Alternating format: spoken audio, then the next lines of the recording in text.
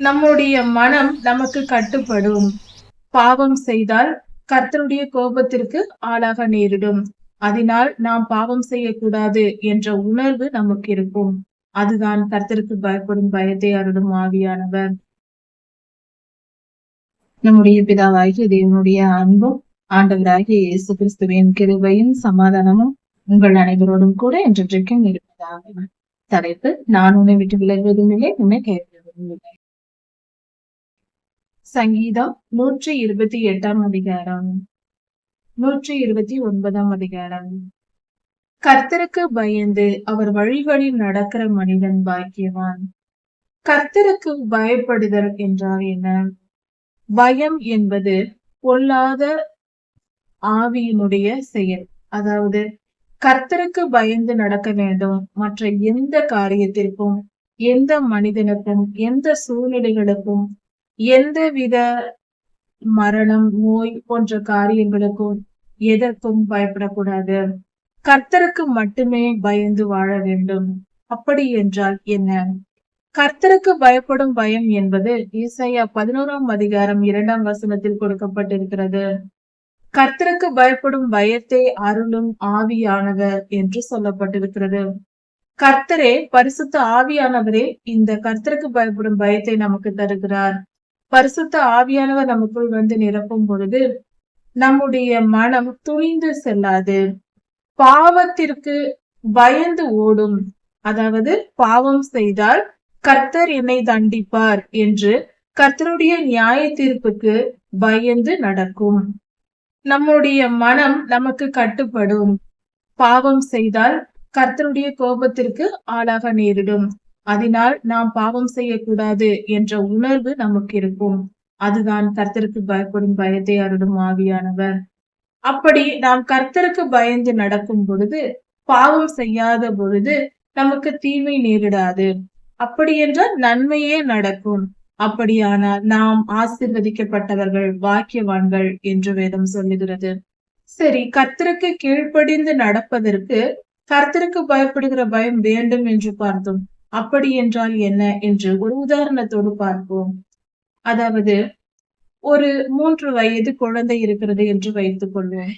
அந்த குழந்தையிடம் பெற்றோர்கள், ஒரு தாய் சொல்லுகிறார், மகனே, நீ இந்த தவறை செய்யக்கூடாது, நீ தண்ணீரை கீழே ஊற்றக்கூடாது என்று சொல்லுகிறார் என்று வைத்துக் கொள்வோம். அந்த குழந்தை தாயின் பேச்சை கேட்டு அந்த தண்ணீரை எடுத்து தரையில் ஊற்றாமல் இருந்தால் அந்த குழந்தை பாதுகாப்பாய் இருக்கும்.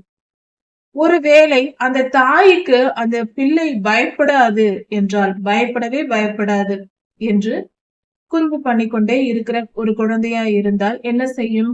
தாய் சொல்லை கேட்காது. அந்த தண்ணீரை எடுத்து கீழே ஊற்றி கொண்டே இருக்கும். அப்படி தண்ணீரை கீழே ஊற்றும் பொழுது ஒருவேளை ஓடி வரும்போது அந்த குழந்தை வழுக்கி கீழே விழ நேரிடும். இது எல்லா குழந்தைகளுக்கும் நடக்கிற காரியம்தான். சிறு குழந்தைகள் இப்படியாக செய்வார்.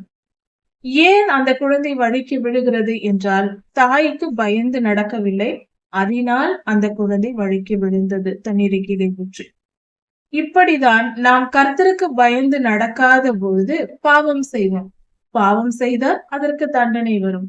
எப்படி? நாம் திருடக்கூடாது என்று கர்த்தர் சொல்லி இருக்கிறார். நாம் கர்த்தருக்கு பயந்து 10 கட்டளைகளை படித்து கீழ்ப்படிந்து வாழ்ந்து கொண்டிருக்கிறோம் என்று வைத்துக் கொண்டால் நாம் திருட மாட்டோம். பிறர் பொருளை நாம் திருட மாட்டோம். அப்படி இருக்கும் பொழுது திருட்டினாகி நம் வாழ்க்கைக்குள் வராது, நமக்கு எந்த தீங்கும் வராது.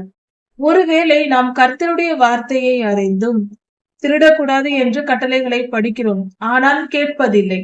நாம் பிறர் பொருளுக்கு ஆசைப்படுவது, பிறருடைய பொருளை திருடுகிற பழக்கம் நமக்கு இருந்தால், அவர்களுடைய பொருளை நாம் திருடி கொண்டால், நம்முடைய வீட்டில் இருக்கிற ஒரு பொருள் கண்டிப்பாக திருடு போகும். நாம் எப்படி திருடுகிறோமோ அதே போல நாமும் திருட்டு கொடுக்க நேரிடும்.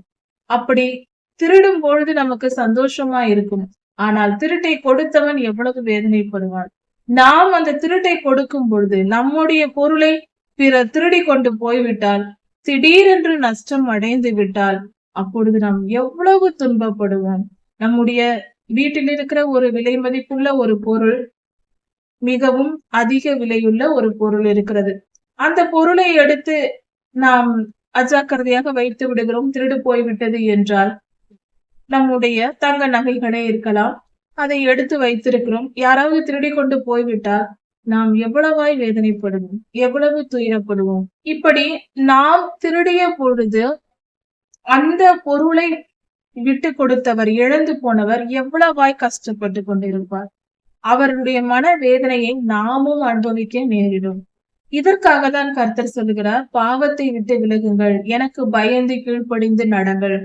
சரி, எதை செய்யலாம், எதை செய்யக்கூடாது? திருடுவது பாவம் என்பது ஒரு மனிதனுக்கு எப்படி தெரியும்? வேத வசனம் சொல்வதினால்தான். பைபிளை வைத்துதான் சட்டங்களை தேசங்களுக்கு எழுதியிருக்கிறார்கள். எது சரி, எது தவறு என்று மனிதர்கள் ஒருவருக்கொருவர் காயப்படுத்தாமல் சந்தோஷமாய் வாழ்வதற்கு வழி என்ன என்று வேதம் நமக்கு சொல்லி இருக்கிறது. இந்த வேத புத்தகத்தின் அடிப்படையில் தான் தேசத்தின் சட்டங்களே எழுதப்படுகிறது. அப்படி இருக்க பல தேசங்களில் பைபிளை வைத்துதான் தேசத்தின் சட்டங்களை எழுதியிருக்கிறார்கள்.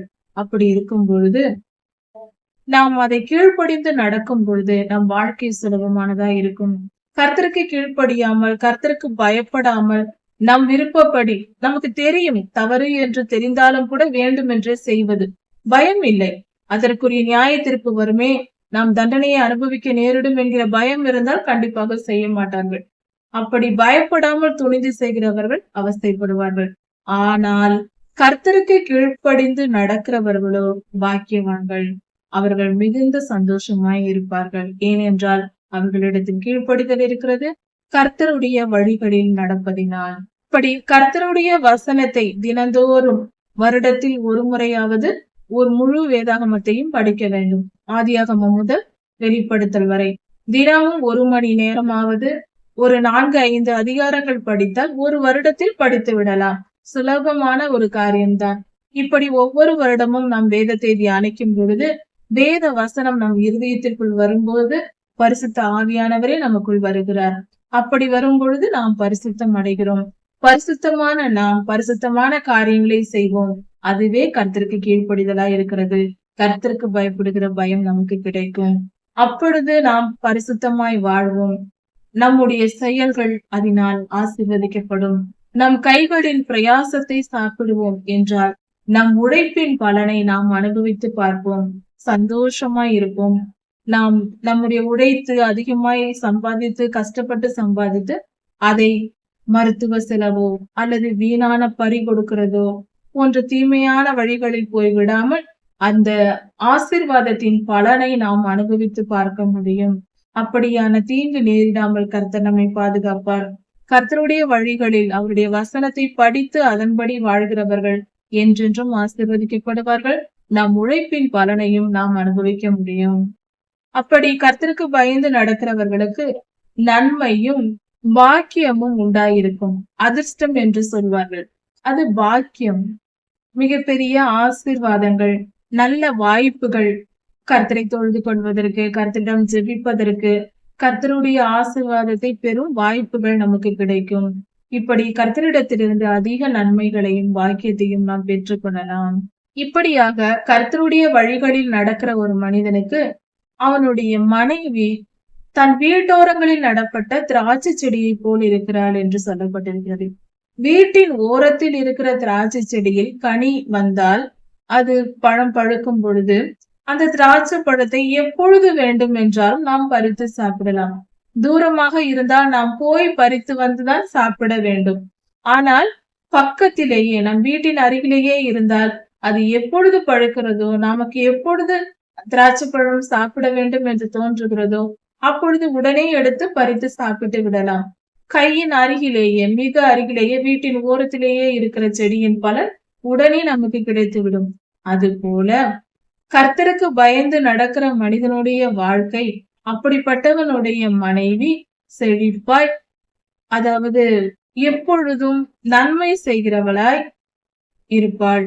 அது மட்டுமல்ல, அந்த மனைவியானவள் குடும்பத்திற்கு மிகப்பெரிய ஆசீர்வாதமாய் இருப்பாள். நல்ல கனி தருகிறவளாய், தன் பிள்ளைகளை நல்லபடியாக வளர்த்து தன் கணவரின் சமாதானத்தை விரும்பி அந்த குடும்பத்தின் சமாதானத்திற்காகவும் சந்தோஷத்திற்காகவும் எப்பொழுதும் கூடவே இருந்து பாதுகாத்துக் கொள்கிற நல்ல மனைவியாக அவள் இருப்பாள். அப்படிப்பட்ட மனைவி தானும் சந்தோஷமாய் வாழ்ந்து தன் குடும்பத்தையும் சந்தோஷத்துடனும் சமாதானத்துடனும் வாழ அவள் முயற்சி செய்வாள். அது நன்மையானதா இருக்கும். அந்த குடும்பத்திற்கு அந்த மனைவி ஆசீர்வாதமானவளாய் இருப்பாள். அப்படி கர்த்தருடைய வழிகளில் நடக்கிற மனிதனுடைய பிள்ளைகள் ஒலிவ மர கன்றுகளைப் போல தங்கள் பந்தியை, அந்த தகப்பனின் பந்தியை சுற்றிலும் ஒலிவ மர கன்றுகளைப் போல இருப்பார்கள். ஒலிவ மர கன்றுகள் என்று சொல்லும் பொழுது, ஒலிவ மரம் 2000 வருடங்களாக ஆண்டவராகிய இயேசு கிறிஸ்து கெத்செமனே தோட்டத்தில் ஜெபிக்கும் பொழுது இருந்த மரம் இன்றும் இருக்கிறதாம். இன்றும் அதே மரம் இன்னும் இருக்கிறதாம்.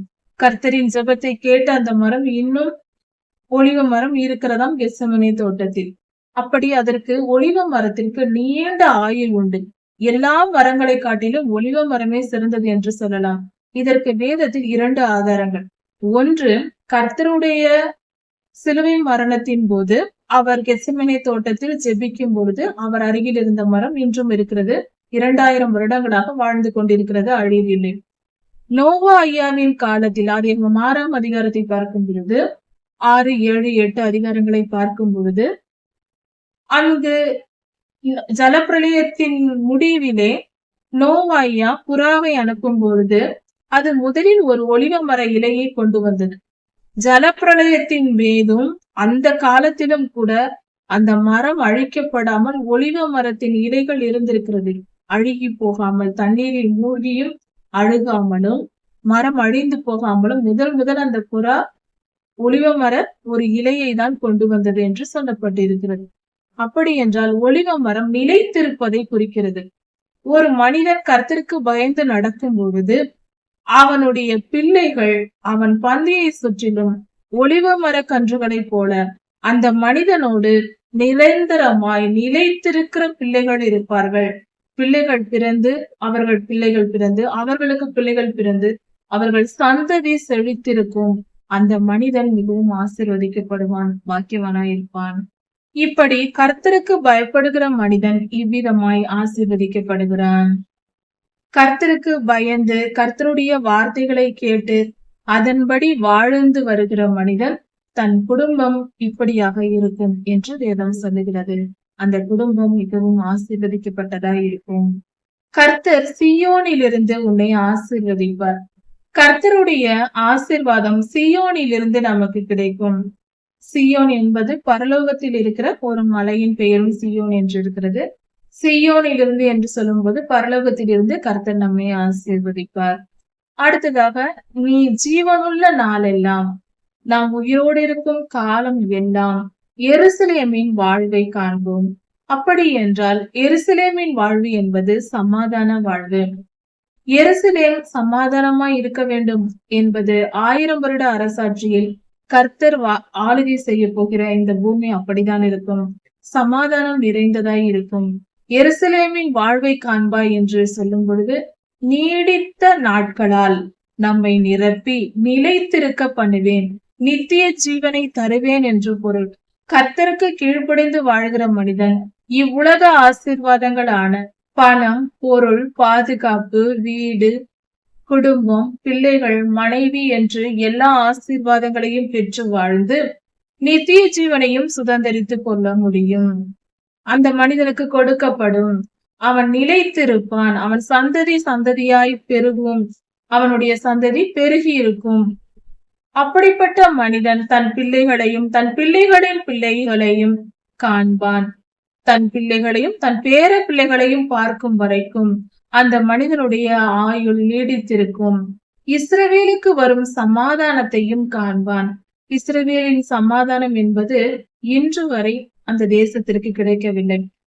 எருசலேம் என்றாலே சமாதானம், ஷலோம் என்ற வார்த்தையே வருகிறது அந்த பெயரில். ஆனால் இன்று வரை சமாதானம் இல்லை.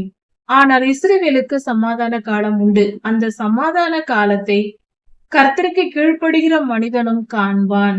கர்த்தருடைய வழிகளில் நடக்கிற மனிதன் இஸ்ரவேலுக்கு வரும் சமாதானத்தை கண்களால் பார்ப்பான் என்று சொல்லப்பட்டிருக்கிறது. அப்படி என்றால் 1000 வருட அரசாட்சியில் தான் இஸ்ரவேல் தேசம் சமாதானம் உள்ளதா இருக்கும். அந்த 1000 வருட அரசாட்சியை கர்த்தருக்கு பயந்து அவர் வழிகளில் நடக்கிற மனிதனும் ஆசீர்வதிக்கப்பட்டவனாய் அந்த நாட்களை காண்பான். அப்படி என்றால் கர்த்தருடைய சமாதான காலமான 1000 வருட அரசாட்சியில் நாம் இருப்போம். கர்த்தருக்கு கீழ்ப்படிந்து அவர் வழிகளில் நடந்தால் என்று சொல்லப்பட்டிருக்கு. நம் வாழ்க்கையில் துன்பம் நேரிட்டிருந்தால், நமக்கு கடினமான காலங்கள் இருந்தால், அப்பொழுது இந்த அதிகாரத்தை நாம் படிக்கலாம். நமக்கு ஆறுதலாய் இருக்கும்.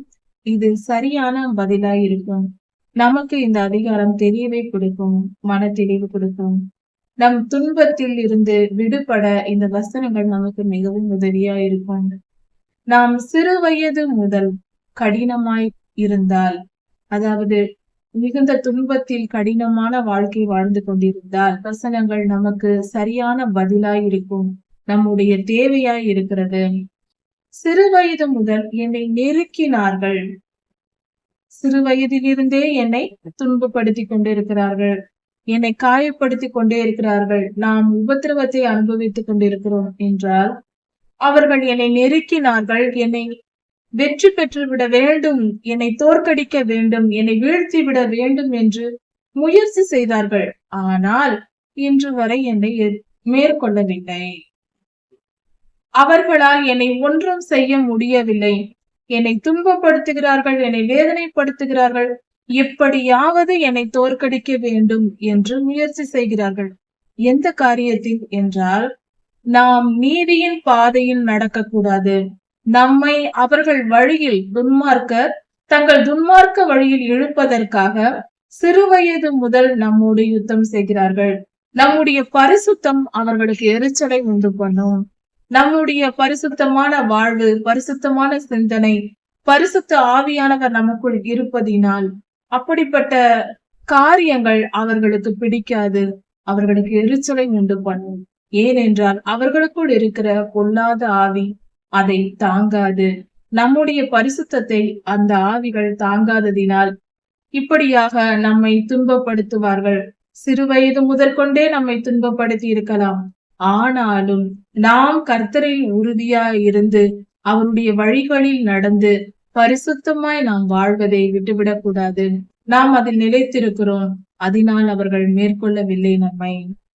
ஏர் உழும் பொழுது மண்ணை விவசாயிகள் உழுது பண்படுத்துவார்கள். அதாவது விவசாயம், விதைகள் தெளிப்பதற்கு முன்பாக விவசாயம் செய்கிறவர்கள் மண்ணை தூளாக்குவார்கள். அது தரையை போல உறுதியாய் இருக்கும். அதை அந்த படைச்சால் என்று சொல்லுகிற இருபுறமும் கூர்மையாய் இருக்கிற ஒரு ஆயுதத்தை மண்ணில் வைத்து அதை இழுத்து கொண்டே, மாட்டை வைத்து இழுத்து கொண்டே போவார்கள். அப்பொழுது அந்த மண் துகளாக மாறும், துகள்களாக, தூளாக, மாவு போல மாற வேண்டும். அப்படி நன்றாக உழுத அந்த நிலத்தை எப்படி பயன்படுத்துவார்களோ விவசாயத்திற்கு, அது போல என் முதுகை அவர்கள் உழுகிறார்கள். அப்படி என்றால் மிக மிக என்னை கொடுமைப்படுத்தினார்கள் என்று பொருள். அவ்வளவு கொடுமைப்படுத்தி என்னை சித்திரவதை பண்ணினார்கள். என்னை அசைய விடவில்லை. என்னால் பேச முடியாது. என்னை பேச விட மாட்டார்கள், என்னை சாப்பிட விட மாட்டார்கள், என்னை தூங்க விட மாட்டார்கள். நான் சாப்பிடும் பொழுது என் கண்களிலிருந்து கண்ணீர் நீராக கொட்டும் அருவி போல என் உணவில் என் கண்ணீரை நான் கலந்து சாப்பிட்டு இருக்கிறேன், அழுது கொண்டே நான் சாப்பிட்டு இருக்கிறேன் என்று தாவீது ஐயா பாடி இருக்கிறார். அது போன்ற துன்பங்கள் யோபு ஐயாவும் தாவீது ஐயாவும் பட்டிருக்கிற பாடுகள் கொஞ்சம் நஞ்சம் அல்ல. இப்படிப்பட்ட உபத்திரவங்கள் சிறு வயதிலிருந்தே அனுபவித்தவர்கள் இருக்கலாம். கர்த்தருடைய பிள்ளைகளுக்கு இப்படியெல்லாம் நடப்பது உண்டு. இது போன்ற சம்பவங்கள் தேவையாய் இருக்கிறது.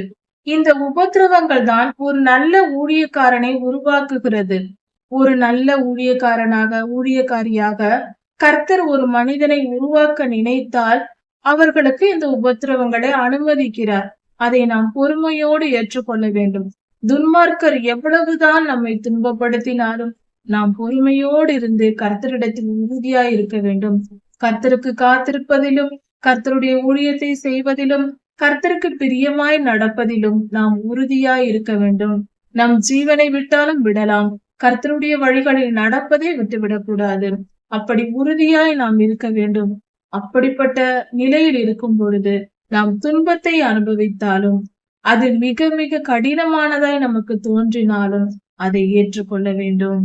இப்படி அந்த படைச்சால்களை வைத்து மண்ணை உழுவது போல என் முதுகை உழுதார்கள். அப்படி என்றால் மிகவும் என்னை கொடுமைப்படுத்தினார்கள். அன்றாட காரியங்களை கூட செய்ய விடாமல், தூங்க விடாமல், சாப்பிட விடாமல், இப்படியெல்லாம் என்னை துன்பப்படுத்தி என்னை கொடுமைப்படுத்தி இருந்தார்கள். ஆனாலும் கர்த்தர் சும்மா இருக்கவில்லை. துன்மார்க்கருடைய அவர்களுடைய கயிறுகளை கர்த்தர் அறுத்து போட்டார். கர்த்தர் நீதி உள்ளவர். அவர் எனக்கு அவர்கள் செய்ய நினைத்த தீமையை அவர்களுக்கு செய்து அவர்கள் என்னை கட்டி போட்ட கயிறுகளை எல்லாம் கர்த்தர் அறுத்து விட்டார். அவர்களுடைய கொடுமைக்கு கர்த்தர் பதில் கொடுத்தார். நீதியின்படி நியாயம் தீர்த்தார். அவர்கள் துன்பப்பட்டார்கள். என்னை கொடுமைப்படுத்தினவர்கள், என்னை வேதனைப்படுத்தினவர்கள் அவர்களை துன்பப்பட்டு கிடந்தார்கள். கர்த்தர் நீதி உள்ளவர். துன்மார்க்கனுடைய கயிறுகளை அறுத்து போட்டார் என்று இஸ்ரவேல் சொல்லுவதாக என்று சொல்லப்பட்டிருக்கிறது.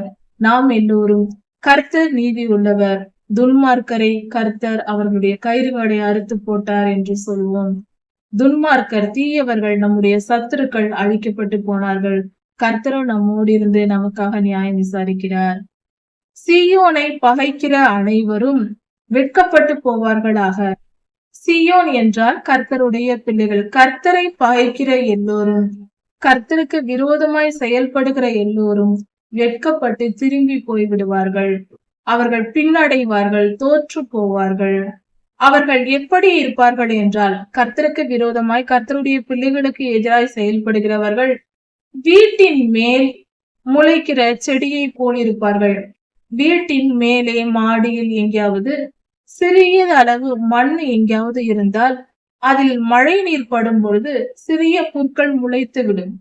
அது முளைப்பது கொஞ்சம் தான் மண் இருக்கும். மாடியின் மேலெல்லாம் அதில் கொஞ்சம் மண் இருக்கும். அதில் சில புற்களோ சில சின்ன சின்ன செடிகள் முளைக்கும்.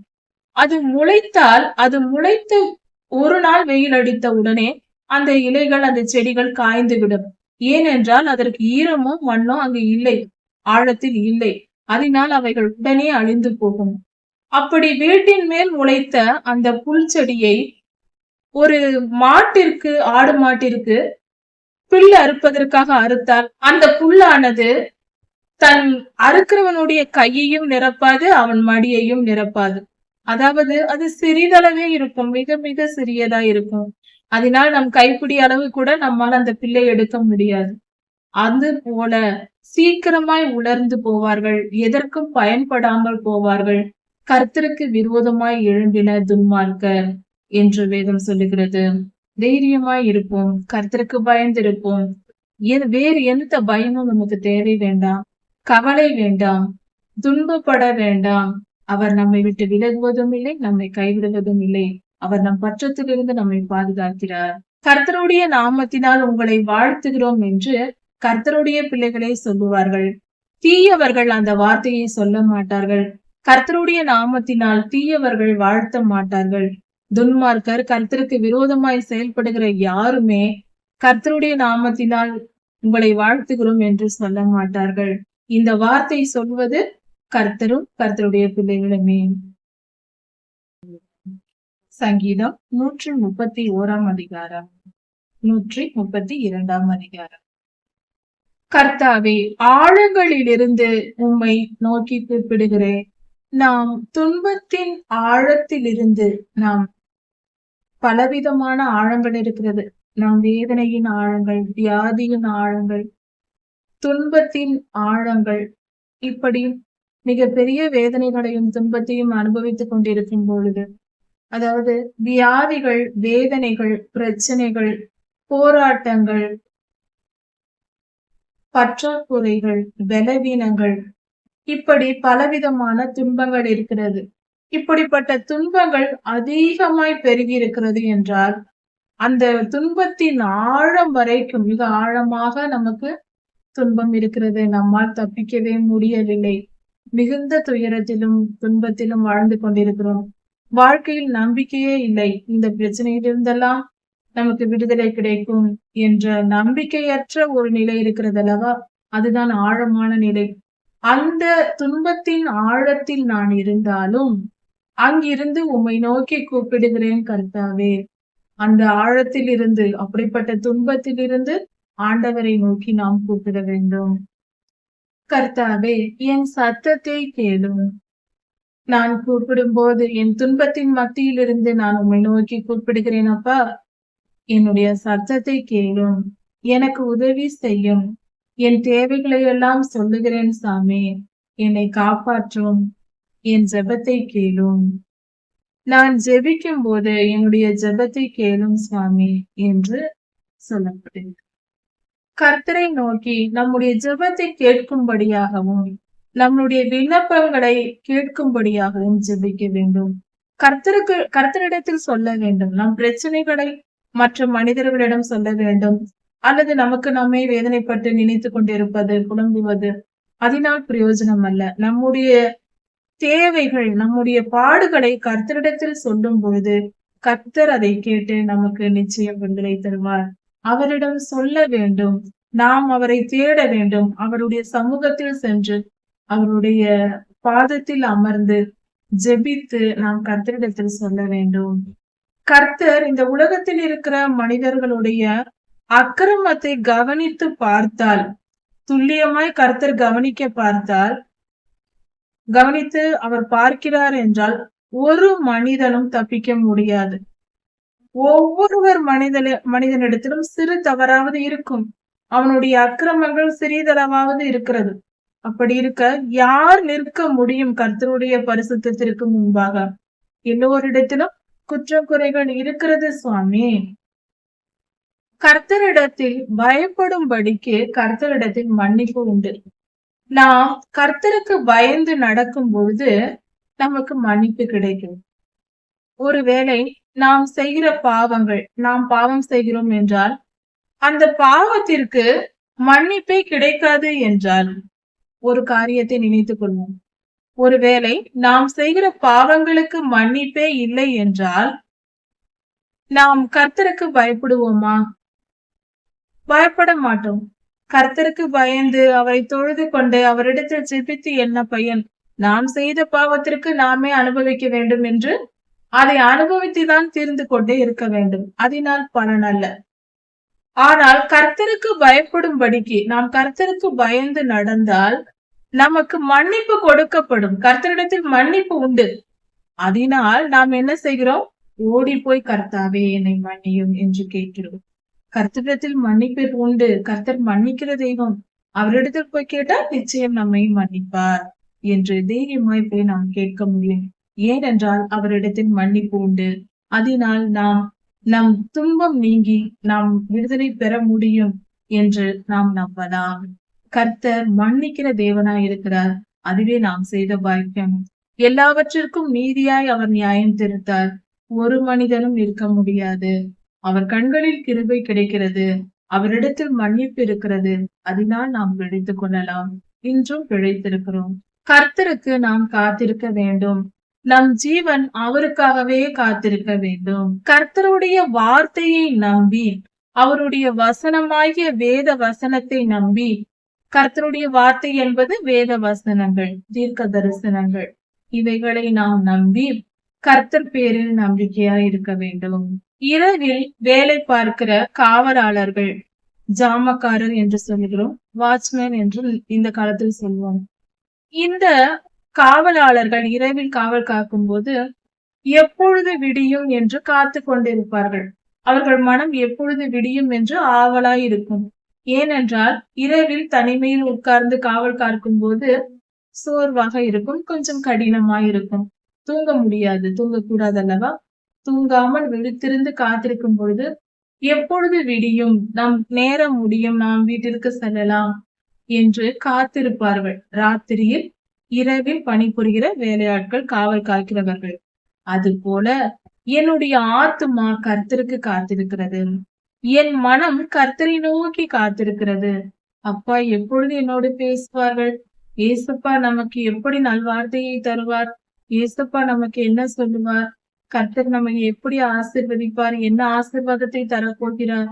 என்ன வேலையை கொடுக்க போகிறார் நாம் செய்வதற்கு? கர்த்தர் நமக்கு என்ன செய்ய போகிறார் என்று அவருடைய சமூகத்திலிருந்து காத்திருப்பது. இது ஒரு விதம். இன்னொன்று, கர்த்தருடைய வேத வசனத்தை படிப்பது, ஜெபிப்பது, கர்த்தருக்கு ஊழியம் செய்வது, தீர்க்க தரிசன செய்திகளை கேட்பது, கர்த்தருக்காக தீர்க்க தரிசனம் உரைப்பது, அதாவது கர்த்தரிடத்திலிருந்து ஆசீர்வாதத்தை பெற்றுக் கொள்கிற எல்லா காரியங்களும் கர்த்தருக்கு காத்திருக்குதல். கர்த்தரை நினைத்து நாம் செய்கிற காரியங்களை கர்த்தருக்கு காத்திருக்குதல் என்று சொல்லலாம். கர்த்தரோடு இணைவதற்காக நாம் செய்கிற காரியங்கள் இவைகள் கர்த்தருக்கு காத்திருக்குதல் என்று சொல்லப்படுகிறது.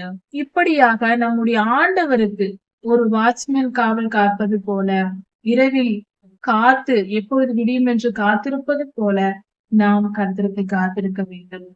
ஆசையோடு, வாஞ்சையோடு, தீவிரமாய், அதிக ஆசையோடு காத்திருக்க வேண்டும். இஸ்ரவேல் கர்த்தரையே நம்பி இருக்க வேண்டும். கர்த்தருடைய பிள்ளைகள் எப்பொழுதும் கர்த்தரையே நாம் நம்பி இருக்க வேண்டும். கர்த்தரிடத்தில் கிருபையும் திரளான மீட்பும் உண்டு. கர்த்தரிடத்தில் கிருபை என்றால் அன்பும் இரக்கமும். அன்பும் உண்டு, இரக்கம் உண்டு. நமக்கு தகுதியே இல்லை என்றாலும் நம்மேல் இரக்கம் காட்டுவார். அதுதான் கிருபை. அந்த இரக்கம் கிருபை உண்டு. திரளான மீட்பும் உண்டு. நாம் பலவித துன்பங்களில் பலமுறை அடிபட்டாலும் நம்மை மீட்டு எடுத்து நம்மை காப்பாற்றுகிற தேவனாய் இருக்கிறார். அவர் மீட்கிற தேவனாய் இருக்கிறார். இஸ்ரவேலை கர்த்தர் சகல அக்கிரமங்களில் இருந்தும் மீட்டு விடுகிறார். அவர்களை அந்த துன்பத்திலிருந்து மீட்டு காப்பாற்றுகிறார். இன்று வரை ஆயிரக்கணக்கான வருடங்களாய், சுமார் 3000 வருடங்களாய் இஸ்ரவேல் என்னும் சந்ததியை கர்த்தர் காத்து வருகிறார். யாக்கோபு என்னும் இஸ்ரவேலை தெரிந்து கொண்டார். கர்த்தர் தெரிந்து கொண்ட அந்த மனிதனை, அவர்கள் சந்ததியை இன்று வரை காத்து வருகிறார். கர்த்தர் நம்மை காக்கிறதே.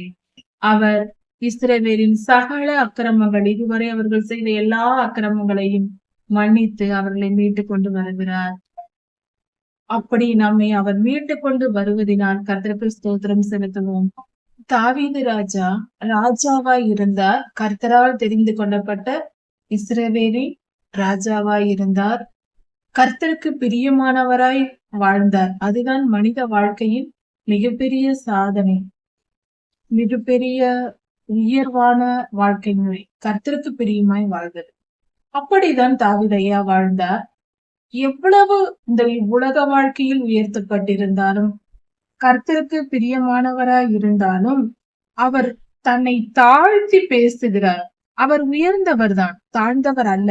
ஆனால் அவர் இருதயத்தில் மேட்டிமை இல்லாமல் நடந்து கொள்கிறார். தன்னைத்தான் தாழ்த்துகிறவன் தேவனால் உயர்த்தப்படுவான் என்று வேத வாக்கியம் சொல்லுகிறது. தன்னைத்தான் தாழ்த்துவது என்றால் என்ன? நாம் உயர்ந்தவர்களாய் இருந்து கொண்டு நம் நினைவிலும் நம் பேச்சிலும் நாம் மிக தாழ்வாக நாம் பேசினால், நடந்து கொண்டால், அது பொய்யான மாறுபாடான வாழ்க்கை அல்லவா? கர்த்தர் அப்படி நம்மை செய்ய சொல்லுகிறாரா? கண்டிப்பாக இல்லை. கர்த்தர் அப்படி செய்ய சொல்ல மாட்டார். உன்னை நீ தாழ்வாக என்ன என்று அவர் சொல்லவில்லை. அவர் சொல்லியது என்ன என்றால், வசனம் சத்தியம்தான். தன்னைத்தான் தாழ்த்துகிறவன் தேவனால் உயர்த்தப்படுவான் என்பதே மிக சரியானது. மனித குலம் எப்பொழுதுமே தன்னை உயர்வாக நினைத்து கொண்டிருக்கிறது. தன்னை உணரவில்லை. நம்மை குறித்து நாம் சரியாக புரிந்து கொள்வதில்லை.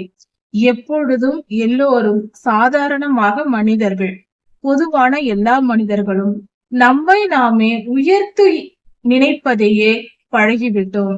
நாம் இருக்க வேண்டிய நிலையில் இல்லாமல், நம் தகுதி இருக்கிற நிலையை நாம் நினைக்காமல் எப்பொழுதும் நம்மை உயர்வாகவே நினைத்து கொண்டிருக்கிறோம். பொல்லாத ஆவியினால் செயல்படுகிறவர்கள், அதாவது ஆதாம் ஏவாள் காலம் முதல் பூமியில் இந்த மேட்டிமை வந்துவிட்டது. எல்லா மனிதர்களின் இருதயத்திலும் நம்மை நாம் உயர்த்தி நினைக்கிற நினைவுகள் இருக்கிறது. அதனால்தான் கர்த்தர் சொன்னார், தன்னைத்தான் தாழ்த்துகிறவன் தேவனால் உயர்த்தப்படுவான் என்று. உன்னை நீ தாழ்த்து என்று. நீ இருக்க வேண்டிய நிலையில் இல்லை. உன்னை நீ உயர்வாக நினைத்துக் கொண்டிருக்கிறாய். உன் நிலையை நீ சரியாக புரிந்து கொள். உன்னுடைய சரியான நிலை எதுவோ அதில் நில் என்று கர்த்தர் சொல்லுகிறார். நாம் தாழ்வானவர்களாய் இருக்கிறோம், ஆனால் நம்மை உயர்வாய் நினைத்துக் கொள்கிறோம்.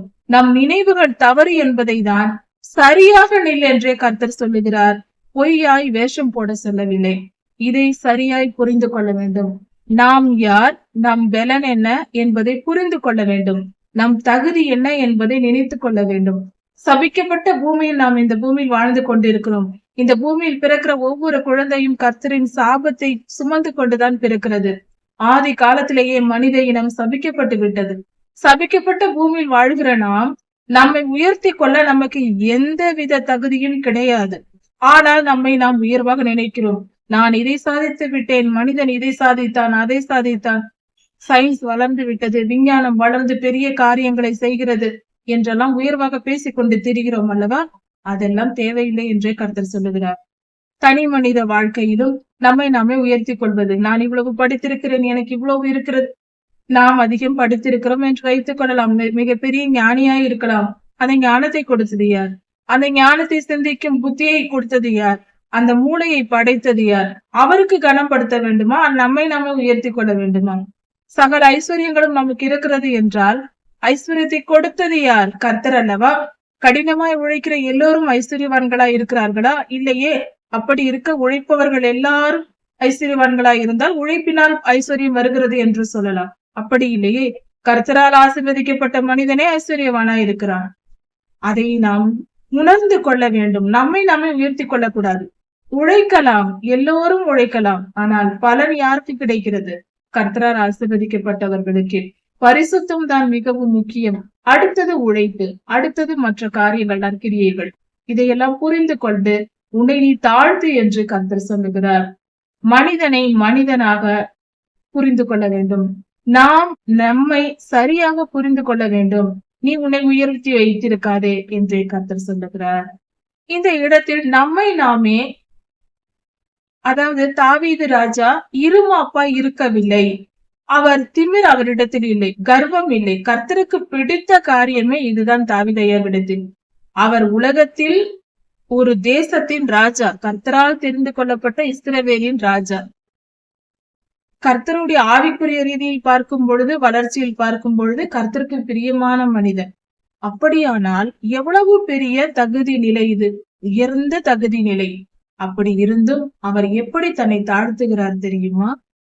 பெரிய காரியங்களில் நான் தலையிடுவதில்லை ஆண்டவரே. பெரிய காரியங்கள் என்றால் நான் தலையிடுவதில்லை. நாம் சிறியவன், நாம் எதற்கு அதை போய் தலையிட்டுக் கொண்டு என்று நான் தலையிடுகிறதில்லை. எனக்கு மிஞ்சின கர்மங்களில் நான் தலையிடுகிறதில்லை. என் தகுதிக்கு, என் அதிகாரத்திற்கு மிஞ்சின காரியங்களில் நான் ஈடுபடுவதில்லை. அதாவது இஸ்ரவேலில் ஒரு ராஜா, அவர் தன் தேசத்திற்குள் இருக்கிற அவருடைய எல்லையை அறிந்து அதில் உள்ள காரியங்களை மட்டுமே பார்க்கிறார். அடுத்த தேசத்தில் ஏதாவது நடக்கிறது என்றால் அதில் போய் அவர் தலையிடுவதில்லை. தனக்கு மிஞ்சின, தன் அதிகாரத்திற்குட்படாத, தனக்கும் அதற்கும் சம்பந்தமில்லை என்று சொல்லுகிற காரியங்களில் நான் தலையிட்டுக் கொள்கிறதில்லை. நான் கர்வம் பிடித்தவன் அல்ல என்று சொல்லுகிறார். இதுதான் நாம் நம்மை தாழ்த்துகிற நிலை. தாவீது ராஜாவே அப்படி இருந்தார் என்றால் நாம் எவ்வளவாய் அப்படி நம்மை தாழ்த்த வேண்டும். தாய்ப்பால் மறந்த குழந்தையை போல என் ஆத்துமாவை நான் அமர பண்ணினேன். தாய்ப்பால் மறந்த குழந்தை என்றால், ஒரு குழந்தை பிறந்து 1 வயது 2 வயது வரைக்கும் தாய்ப்பால் குடிக்கும். அந்த பழக்கம், அது பழகின பழக்கம் இருக்கும். ஆனால் இப்பொழுதோ அது மறந்திருக்கும். அதற்கு தேவை என்ற நினைவுகள் வரும். ஆனால் அது வேண்டாம், கசக்கும் என்று வெறுக்கவும் செய்யும். அது தன் ஆத்துமாவை அடக்கும், போராடி அடக்கும். மற்ற காரியங்களை, உணவு உண்பதை பழகி கொள்ள அது மாற்றம் ஏற்படும் அந்த வாழ்க்கையில், அந்த நிலையில் குழந்தை. அது போல தன் ஆத்துமாவை அடக்கும். தாய்ப்பால் குடிக்க வேண்டும் என்று தோன்றினாலும், இல்லை இப்பொழுது நாம் உணவு சாப்பிட வேண்டும் என்று தாய் ஊட்டும் பொழுது அது அப்படியே கொஞ்சம் ஏக்கத்துடனும் இருக்கும், துன்பத்துடனும் இருக்கும். வேறு வழியில்லை என்று உணவு உண்ண ஆரம்பிக்கும். இப்படிதான் தாவீதையா சொல்லுகிறார், என் மனதை நான் அமர பண்ணினேன். என் பாவத்தின் மேல் விருப்பம் இருந்தாலும், பாவம் செய்து கொண்டு இருந்தாலும் அதையெல்லாம் விட்டுவிட்டு கர்த்தருக்கு பயந்து அதை விட்டு விலகி விட்டேன். இப்படியாக என் மனதை நான் அடக்கி ஆள்கிறேன் என்று சொல்கிறார். இது முதல் இஸ்ரவேல் கர்த்தரை எப்பொழுதும் நம்பி இருக்கட்டும். இது முதல் இஸ்ரவேல் என்றால் இஸ்ரவேல் தேசத்தையும் குறிக்கும். உலகெங்கும் இருக்கிற கர்த்தருடைய பிள்ளைகள் எல்லோரையும் இஸ்ரவேல் என்று சொல்வதுண்டு. கர்த்தருடைய பிள்ளைகள் கர்த்தருடைய ஜனம் என்பதினால் அப்படியும் சொல்வதுண்டு. கர்த்தருடைய பிள்ளைகள் எல்லோரும் எப்பொழுதும் கர்த்தரையே நம்பி இருக்கட்டும் என்று சொல்லப்பட்டிருக்கிறது. நம்முடைய நம்பிக்கை கர்த்தராய் இருக்க வேண்டும். எல்லா காரியத்திலும் அவரையே நம்பி இருக்கும், அவருடைய சமூகத்தில் காத்திருப்போம். சங்கீதம் 132. தாவீதையா பல உபத்திரவங்களை அனுபவித்திருக்கிறார்.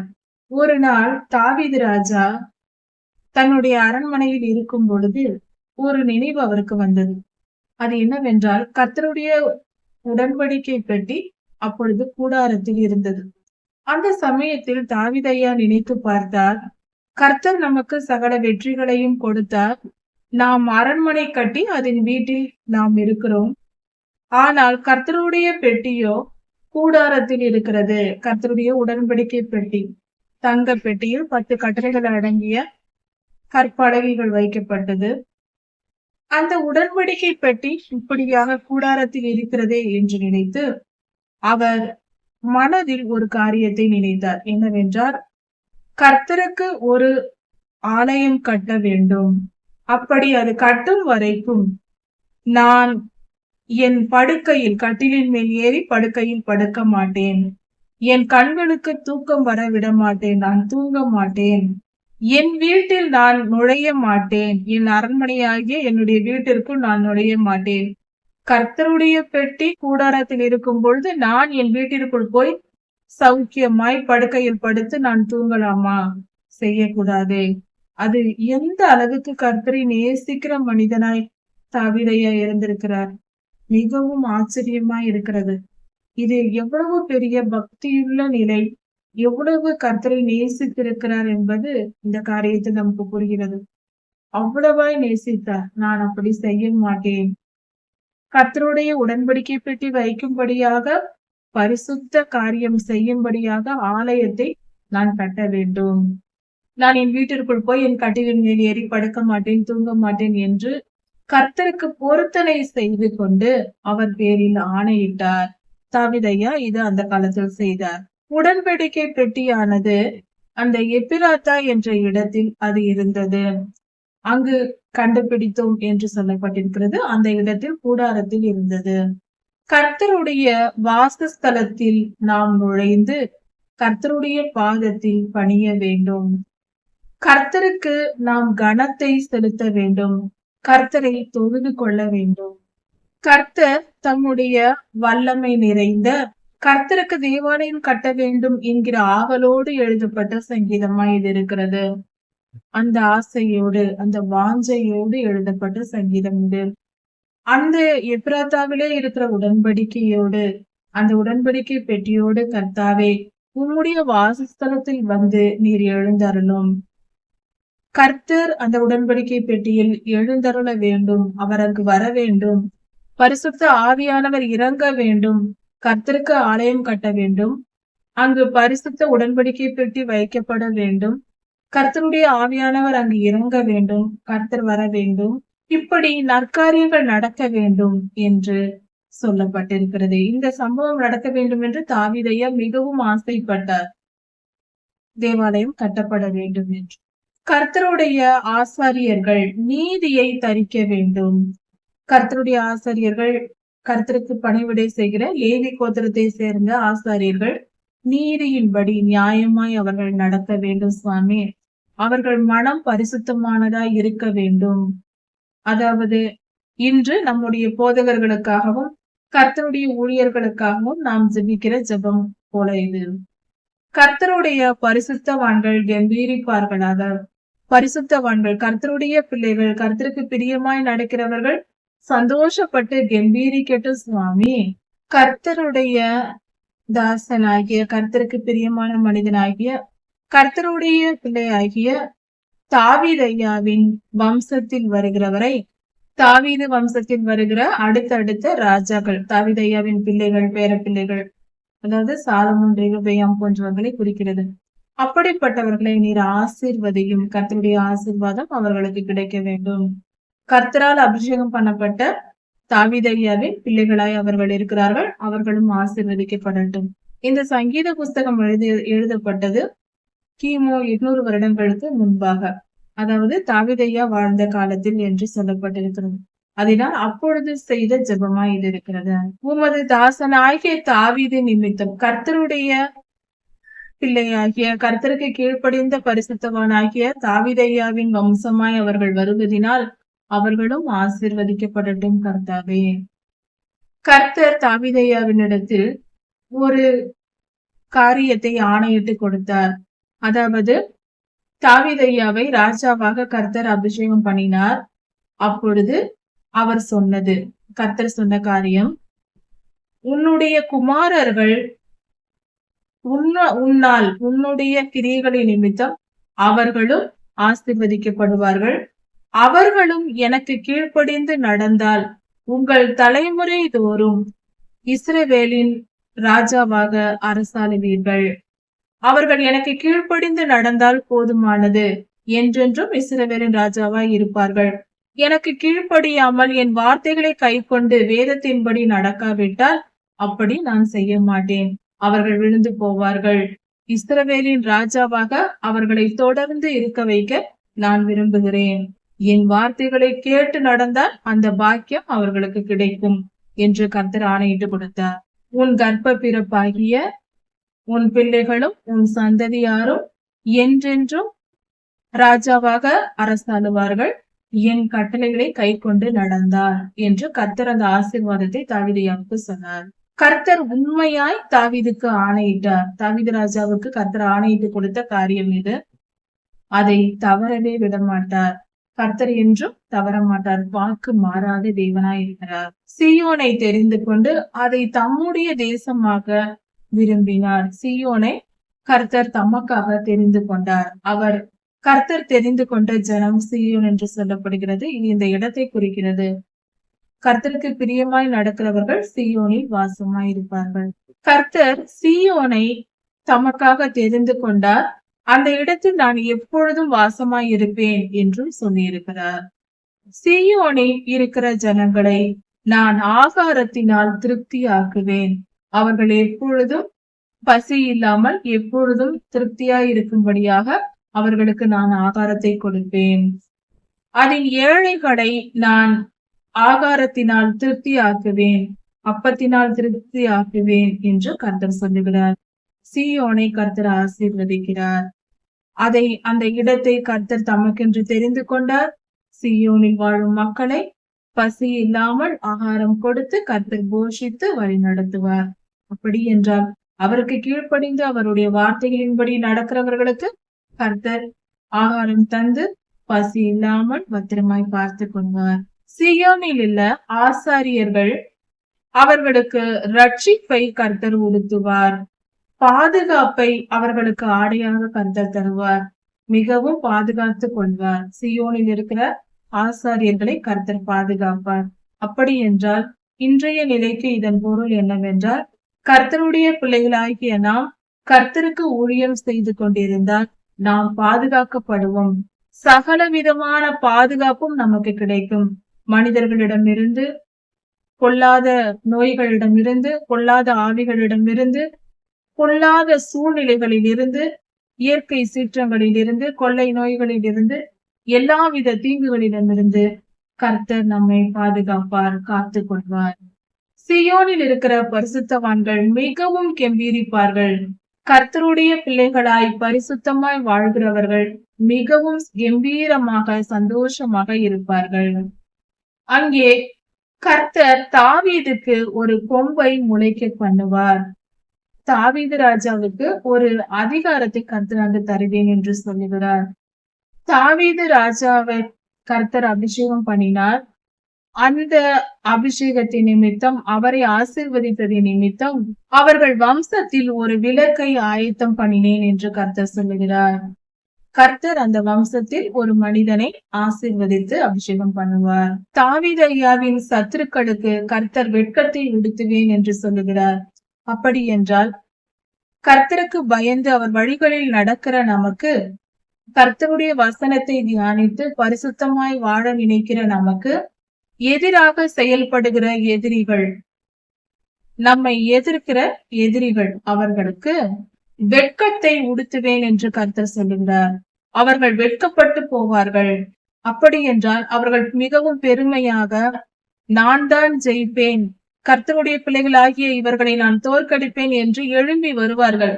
கடைசியில் தோற்று போய் வெட்கப்பட்டு போவார்கள். நம் எதிரிகள் தோற்கடிக்கப்படுவார்கள். அவர்கள் தோற்று போவார்கள். கர்த்தர் அவர்களை தோற்கடிப்பார் என்று வேதம் சொல்லுகிறது. தாவீது ராஜாவின் மீதிலோ அவன் கிரீடம் பூக்கும் என்று சொல்லுகிறார். அப்படி என்றால் கர்த்தரை தேடுகிற நமக்கு ஒவ்வொரு நாளும் நாம் கர்த்தரை தேடி கர்த்தருக்கு கீழ்ப்படிந்து பரிசுத்தமாய் வாழ்ந்து கொண்டிருக்கிற, கர்த்தருக்கு பயந்து பொல்லாப்பை விட்டு விலகி நன்மை செய்து வாழ்ந்து கொண்டிருக்கிற நமக்கு நம் எதிரிகள் தீங்கு செய்தாலும் துன்பப்படுத்தினாலும் தீராத பாடுகளை நமக்கு கொடுத்து கொண்டே இருந்தாலும் மிகுந்த காலமாய் நீண்ட நெடுங்காலமாய் நாம் துன்பத்தை அனுபவித்தாலும் அவை எல்லாம் ஒன்றுமில்லாமல் போகும். நம் எதிரிகள் வெட்கப்பட்டு போவார்கள். நம்முடைய கிரீடம் பூக்கும். அப்படி என்றால் கர்த்தர் நமக்கு மகிமையை உண்டு பண்ணுவார். கர்த்தர் நம் வாழ்வில் இந்த உலகத்தின் ஆசீர்வாதத்தினாலும் நமக்கு உயர்வை தருவார். இந்த உலகத்திலும் ஆசீர்வதித்து நம்மை உயர்த்தி வைப்பார். நித்திய ஜீவனையும் நமக்கு தருவார். இவ்வுலகத்தின் ஆசீர்வாதமும் கொடுக்கப்படும். அதுதான் இங்கு சொல்லப்பட்டிருக்கிறது. கர்த்தர் இப்படியாய் நம்மை ஆசீர்வதிக்கிறார். அவர் பெரியவர், அவர் நல்லவர், அவர் பரிசுத்தர். அவரை நம்பினால் நாம் என்றும் அசைக்கப்படுவதில்லை.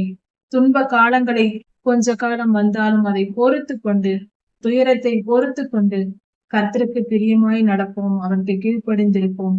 கர்த்தர் நம்மை ஆசீர்வதித்து நிச்சயமாய் பாதுகாப்பார். அவர் நல்லவர். அவர் நம்மை விட்டு விலகுவதும் இல்லை, நம்மை கைவிடுவதும் இல்லை. கர்த்தர் உங்களை ஆசீர்வதிப்பாராக. இதன் தொடர்ச்சியை அடுத்த செய்தியில் பார்க்கலாம். மாரநாதா.